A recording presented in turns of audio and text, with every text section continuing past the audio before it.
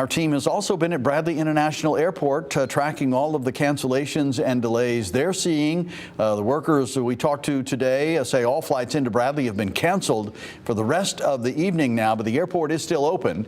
Tweed New Haven is completely shut down, though, until tomorrow. Fox 61's Annette Montgomery is live at Bradley right now with more. Annette?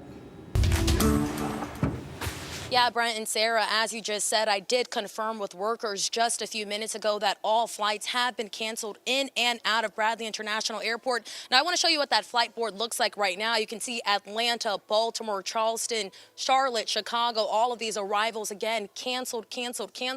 Moving over to departures, you can also see there all those flights have been canceled as well. I want to have Valerie just show you what the airport looks like right now. We saw maybe 2 to 3 people in here, but not a lot of traffic, as again, this airport is closed. Valerie's going to show you right now the gates. We are actually right at the entrance to all gates. We don't see any TSA workers, no passengers here. Now, we do know since yesterday, Bradley International Airport did post an advisory telling all passengers to check in with their airlines because their flight might be delayed or canceled. And again, we can confirm all those flights are canceled.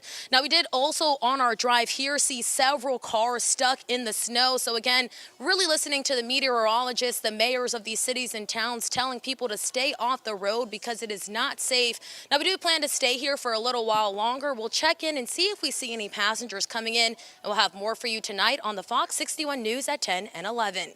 Live from Bradley International Airport, Annette Montgomery, Fox 61.